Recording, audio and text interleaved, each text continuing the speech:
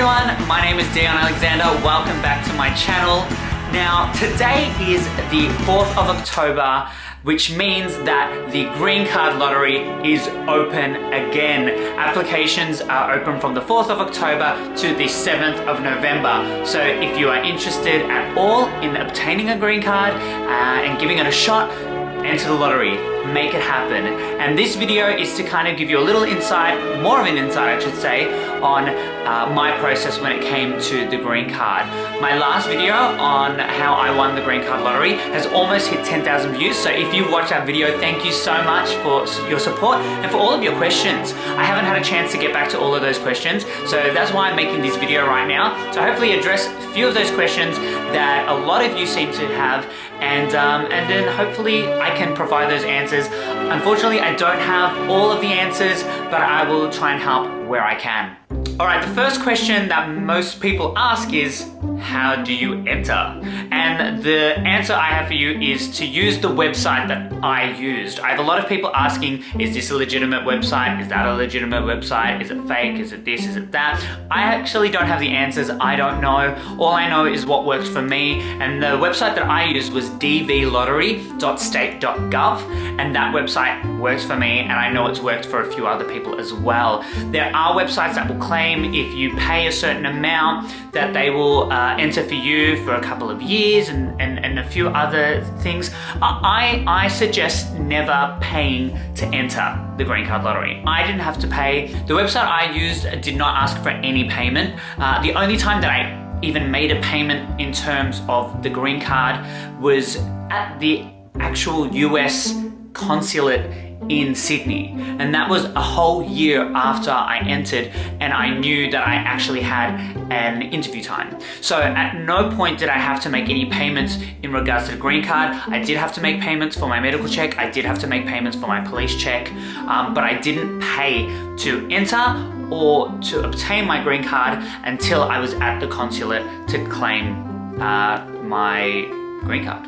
Another question I have had is, with which degree did I enter? So when you enter, they ask you for your education and your qualifications and things like that. I did enter saying that I had finished high school. That was my highest form of education. I know a lot of people have done bachelor's degrees and things like that, and I didn't find that that was something that factored into the selection process. I think it was just a matter of knowing that you did have some form of higher education.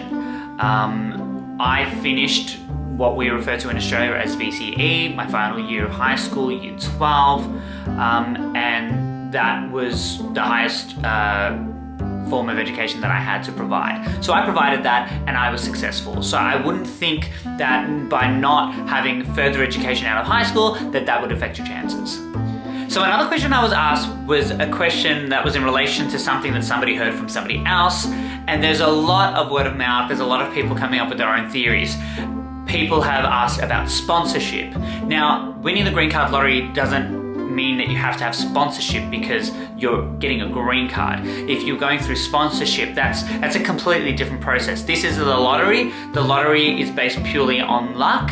And then once you've been selected, it goes off of your background information and things like that. At least that's the impression that I am under. Sponsorship was never anything that I had to consider. Neither was them checking my bank account to see if I had enough money to live off of. That was never something that was considered either. I guess by accepting the green card and moving over to the country, that's on you to make sure that happens. You're not forced to stay in the country. I mean, if you want to leave the country, you can leave and then you'll lose your green card. That's kind of, I guess, what I'm under the impression of. So I don't think anybody has to kind of go through those things to make sure that you can stay there, because it's not citizenship. This is another thing. I am not a citizen of America now. I am only a permanent resident. In terms of citizenship, I do believe there are ways to apply for citizenship now that I am a permanent resident. Things like dual citizenship, all that kind of stuff. I don't know the factual information. These are things that I would have to look further into in order to find that information. But there are lots of websites that are factual websites that you can find information on that will provide the answers to the questions you might be asking. So hopefully I'll be able to add one of them into the description bar below so you can have a look if you've got any more questions. Another question is, do you have to be in your native country in order to apply? No, you don't. It just goes off of your birth details, where you were born, your citizenship, all that kind of stuff. You don't need to be residing in that country. There are a lot of people who travel to America on visas and things like that do enter the green card lottery and get selected while they're residing in America, and then they go through the process while they're there. If you were born in one country and now reside in another country, you still have the ability to enter based on your birth country. I know that there are a few countries that do not qualify for entering the green card lottery. There is a list that you would be able to find. Again, that's not common knowledge to me, what countries do or do not qualify. However, you can find that information online, that information is available. Going back to the money thing, a lot of people have also spoken about lawyers and it being $5,000 to $10,000. Again, this is the green card lottery process. This is not the process that you have to apply on your own terms. I do know that there are ways to apply for the green card that do require lawyers, and up to $10,000 plus. That was not the process that I went through. I will remind you, this is a lottery process. So all that was required of me was the payments made for the medical check, the police check, and for the actual final payment at the consulate. All up, it would have possibly cost me about 1,000 Australian dollars, give or take.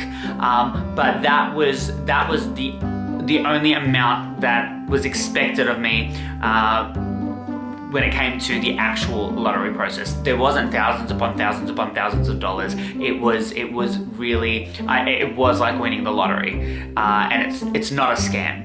It is, there are things put in place to make sure that things go accordingly, and you won't be asked to spend endless amounts of money.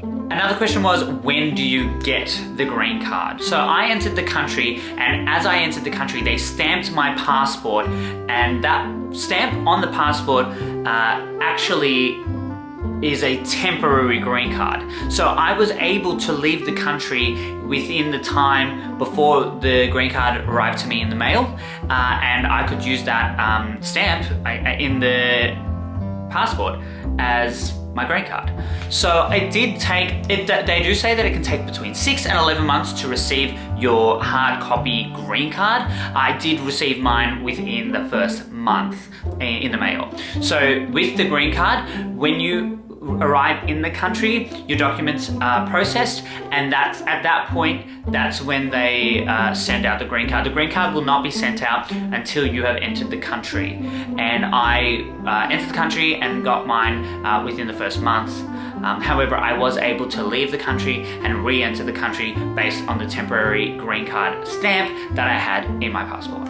Another source of information in regards to the green card that I have found is a Facebook page that has a lot of information on the DV lottery as well. So that is the Green Card DV Lottery instructions page. They put up posts on when the lottery is open, a few other little bits of information, and hopefully that might be of value to you guys as well. So I didn't want to make this video too long. I did just want to address some of the questions that were asked. It's a lot of, detailed, specific stuff, nothing too exciting, just a lot of official business. So hopefully that was of value to you. If you've got more questions and I get enough questions, I'd love to make a part 3. So there was the first video on how I won the green card lottery, this video on how you could also win the green card lottery, and the third video might be just more useful I should say, information on entering the green card lottery and what questions you might have, and that I might be able to answer. Like I said, these are only based off of my own experiences. These aren't facts. It might be different for different people. It's just what I went through. So hopefully that could be of value to you, and hopefully this information is what you've been after. So thank you again for watching my video. Please, if you like what you see, check out my first video if you haven't. Also, if you just like my channel, check it out, subscribe, like, all that stuff. I appreciate all of your support. Thank you again for all of your views and your comments, and I hope I can help you out today. Alright, thank you so much for watching, and I'll catch you guys next time. Bye!